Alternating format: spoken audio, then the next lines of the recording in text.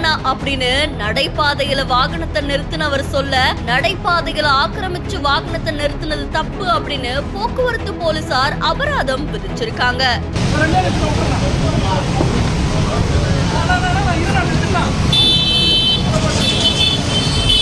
20 இருசக்கர வாகனங்களுக்கு அபராதம் விதிக்கப்பட்டதோட பல உரிமை கோராத வாகனங்களும் பறிமுதல் செய்யப்பட்டிருக்கு.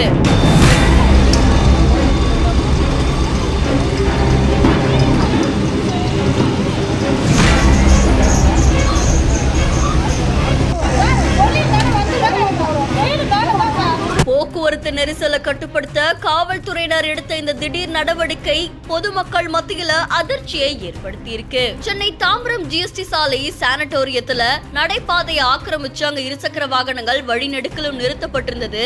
அதே மாதிரி சில கடைகளுடைய இருக்கைகள், அதுக்கப்புறமா விளம்பர பலகைகள் சாலையில் ஆக்கிரமிச்சு வைக்கப்பட்டிருந்தது. இதனால கடுமையான போக்குவரத்து நெரிசல் ஏற்பட்டு வந்ததா தெரிவிக்கப்பட்டிருக்கு. இந்த நிலையில தான் தாம்பரம் போக்குவரத்து காவல் ஆய்வாளரான செல்லப்பாண்டியன் தலைமையில அங்க வந்த போலீசார் 20 இருசக்கர வாகனங்களுக்கு அபராதம் விதிச்சிருக்காங்க.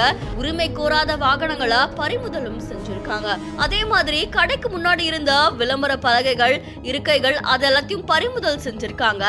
இதை தொடர்ந்து ஜிஎஸ்டி சாலையில தொடர்ந்து போக்குவரத்து நெரிசல் ஏற்பட்டதா வெளியான செய்திகள் எதிரொலியா போக்குவரத்து காவல்துறையினர் நடவடிக்கை மேற்கொண்டது பலரையுமே அதிர்ச்சிக்குள்ளாக்கியிருக்கு. இந்த செய்தி தொடர்பான உங்களுடைய கருத்துக்களை நம்மளுடைய பிஹைண்ட் பதிவு செய்யுங்க. மேலும் செய்திகளுக்கு ஃபாலோ பண்ணிக்கோங்க.